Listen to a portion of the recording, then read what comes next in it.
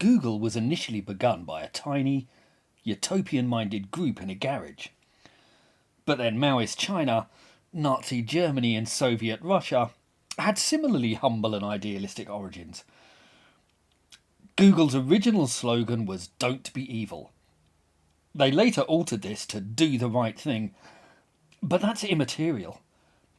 Because like those political dreamers, Google has morphed into a bloated and evil monolith that invariably does the wrong thing, while still believing that it's always in the right.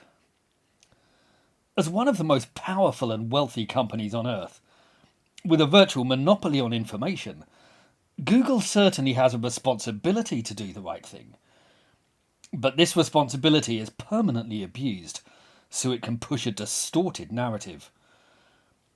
Google holds enormous power.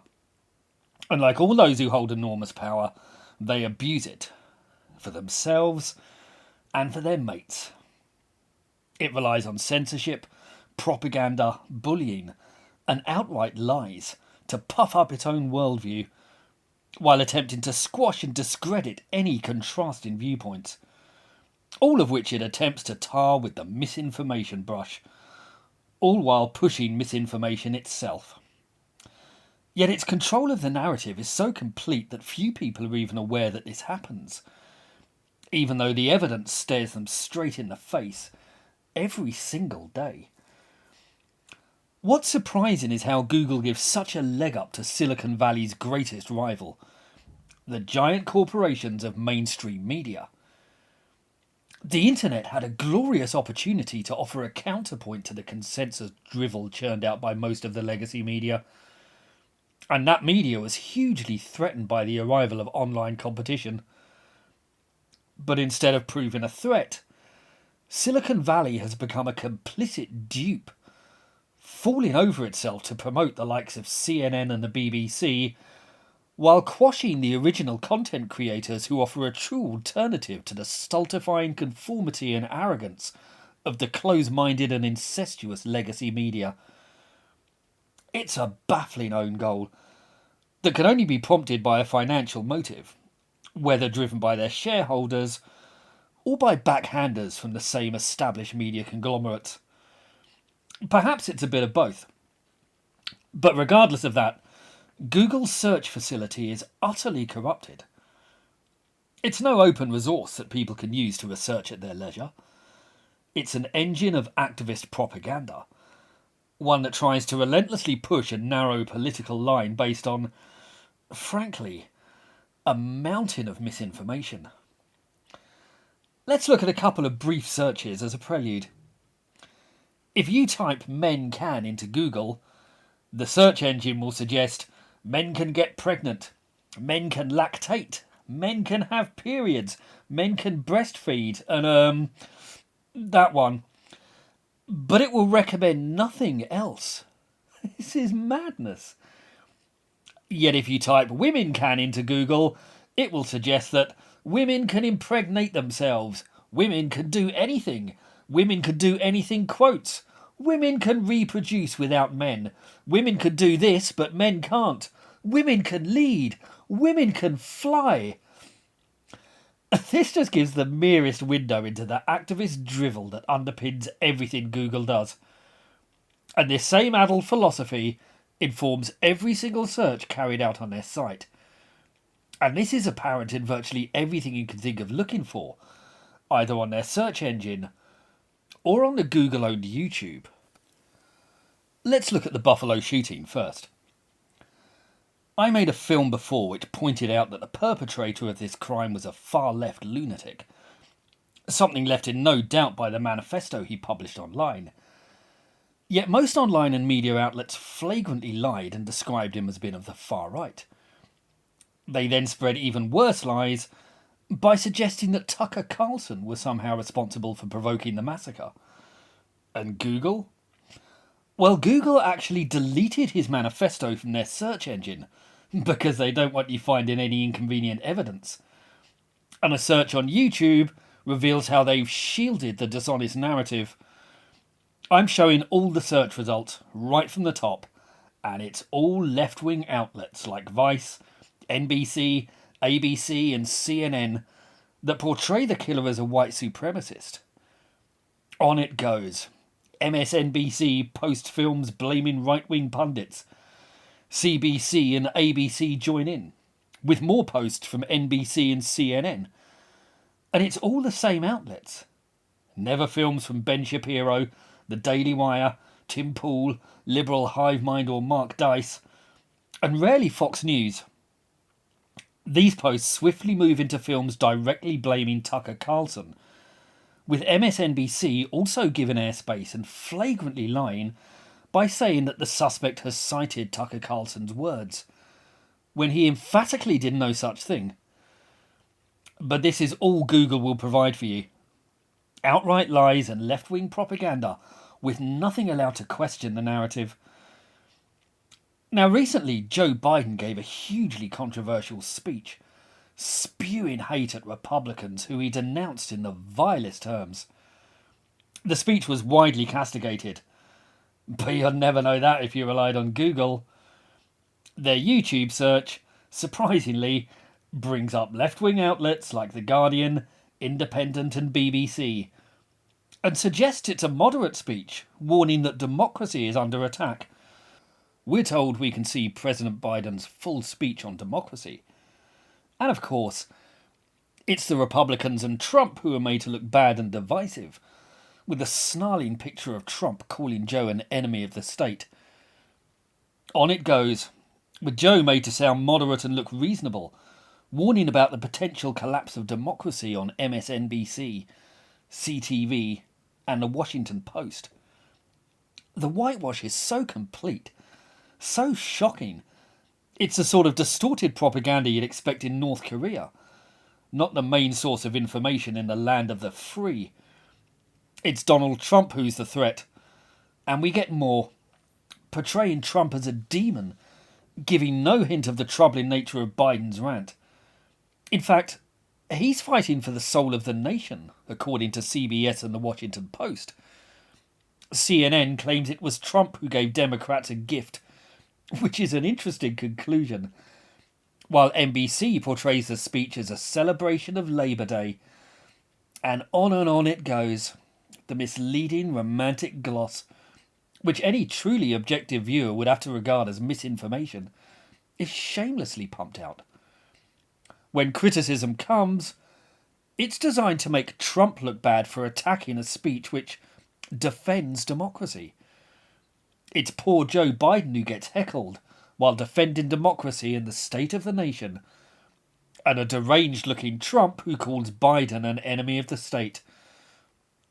It's a relentless stream of distorted tripe, like CNN's apparently neutral claim that Biden has addressed the nation on democracy. And when criticism is eventually aired in this interminable thread, it's just MSNBC and the White House pointing out why those attacks are wrong. The truth hurts, says MSNBC. I'd agree, but how the hell would they know?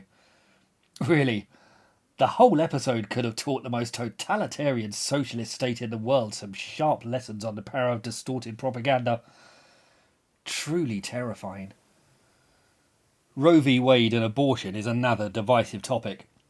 Certainly one that divides opinion, and an issue that absolutely has two sides. And not that you'll see them on Google. The search engine will only return left-wing sources deeply antithetical to any discussion of the abortion issue.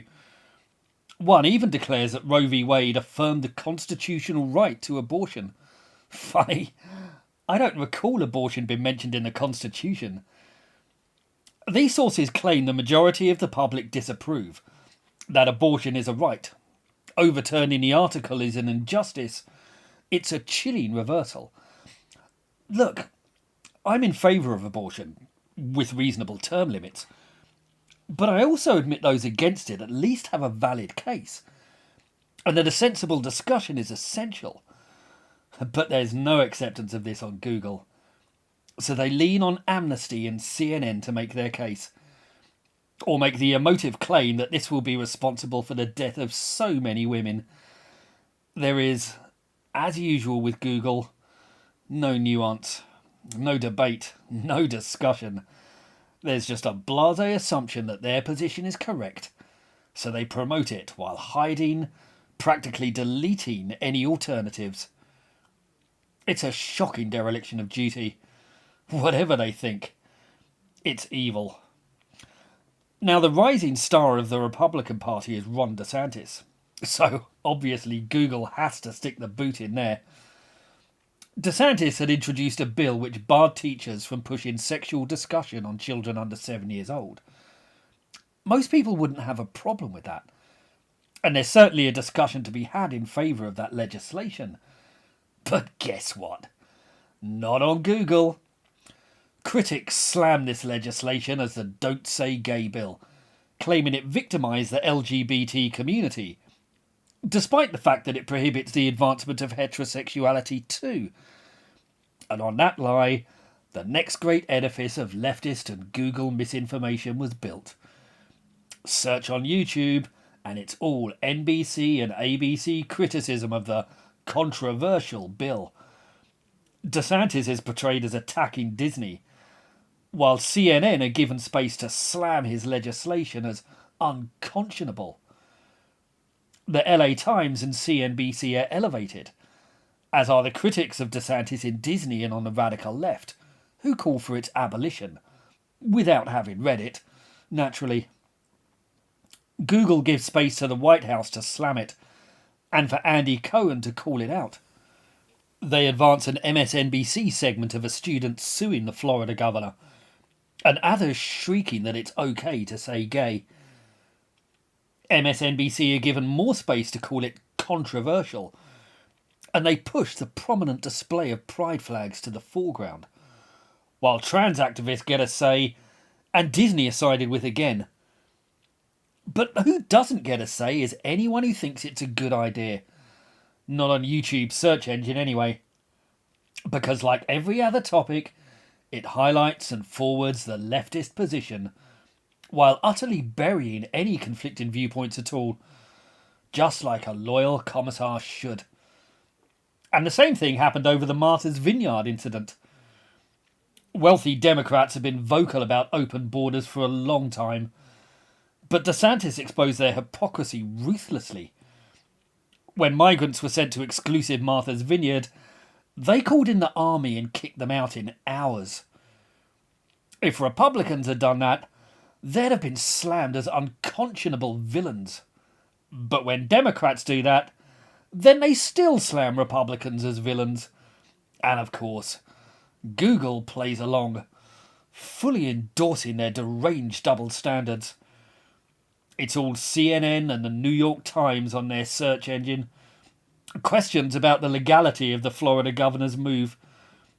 They advance articles that call it a stunt and push the left-wing independent suggestion that DeSantis broke the law. They give airspace to condemnation on MSNBC and other sources which highlight how DeSantis has been roasted. They highlight criticisms in The Guardian and other sources suggesting DeSantis is under fire and that the migrants are speaking out. The barbs just keep coming, with late-night hosts taking aim at DeSantis. It's an unexpected move on CBS, while the Huffington Post rips the move. More questions are raised about its legality, and it's dismissed by the Washington Post and LA Times as staged managed cruelty and cruel political theatre. It's all straight from the Mao handbook. More concerns about legality are raised, but completely absent are any defences of the move, or even the mildest criticism of the prompt and gross hypocrisy of the left. Just another Stalinist whitewash. And it's the same story on YouTube. It's all CBS's condemnation of a move that happened without warning, like migrants give advance notice at the southern border. The Young Turks are allowed to dismiss it as a stunt. DeSantis is portrayed in a negative light compared to Biden. CBS and MSNBC are allowed to air more criticism of the inhumane political stunt. Law and Crime also calls it a stunt, while MSNBC, remarkably, are given space to claim that the Martha's Vineyard community welcomed the migrants with open arms. Just staggering dishonesty. And on it goes. NBC, MSNBC, CNN, using people as pawns. It's a deluge of crass criticism with zero balance. Distorted propaganda of the worst order. CNN sneers that DeSantis is using migrants for his own political benefit.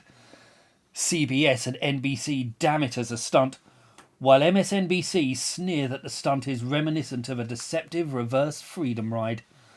I could go on. I really could. But you should get the message by now. Google does nothing but advances the sort of crassly biased propaganda that would shame a banana republic. And like all blinkered leftist totalitarian despots throughout history, they're utterly oblivious to their hideous flaws. But they're so brazen, they're even changing the meaning of words. A bigot is someone who is intolerant of those with different opinions. And perhaps some flickering glimmer of self-awareness on the left made them realise that that's a perfect description of them. Well, they can't have that. So Google just changed it. It's a subtle but crucial shift that they put on their search engine. Now they claim it's a person prejudiced against those on the basis of their membership of a particular group. A subtle but seismic shift, which effectively shifted the prejudice from opinions to immutable characteristics. A definition they believe exonerates them while condemning their rivals. There really is no limit to their mendacious arrogance. And there's empirical evidence for how all of this was done. Zach Voorhees was a senior engineer for Google for 8.5 years. But after seeing how the company weaponized their AI censorship against their customers, he gathered documents detailing Google's plans and blew the whistle with Project Veritas. When Donald Trump won the 2016 election, Sergey Brin and the other Google execs addressed their staff. The wealthy urbanites, unable to understand the concerns of people who weren't billionaires, pledged to use their algorithms to counter echo chambers. But really, they only hoped to break up Republican echo chambers while amplifying their own. Because like all leftists, they were appalled by democracy. They effectively set out to produce an approved version of reality. Google employees arrogantly sneered at low information voters. They would bury views they disagree with. As Voorhees wrote, people would believe they were seeking out independent information, only to be fed the stories approved by Google.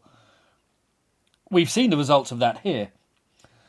They devised a censorship program called Machine Learning Fairness, which used key terms to determine whether the article would get a positive or negative ranking. Internal memos reveal that Google were prepared to warp objective reality while concealing what they were doing from the public. Interestingly, Google began when Sergey Brin rented a garage from Susan Wojcicki, and he later married Wojcicki's sister Anne. So when he acquired YouTube, who was appointed CEO? Why, none other than Susan Wojcicki. She got the job faster than you could say nepotism. Just a handful of powerful families have enormous influence over the world, rather like they did when we were lorded over by monarchies.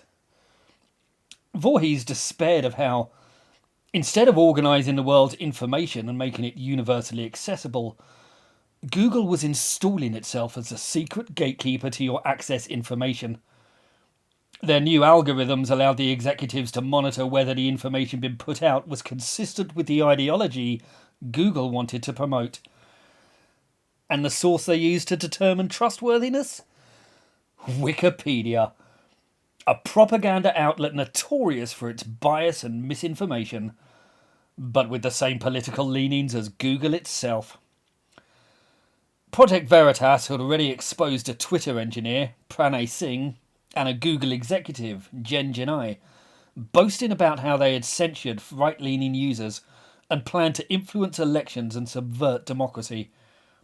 So Veritas was the obvious source for Voorhees to hand over his info. And how did Google respond? They called in a wellness check to the police. Which sounds nice, Except they said they thought Voorhees might harm himself or someone else. So a battalion of armed police swarmed his apartment. If Voorhees had reached for his phone, he would likely have been shot dead. But did Google plan that?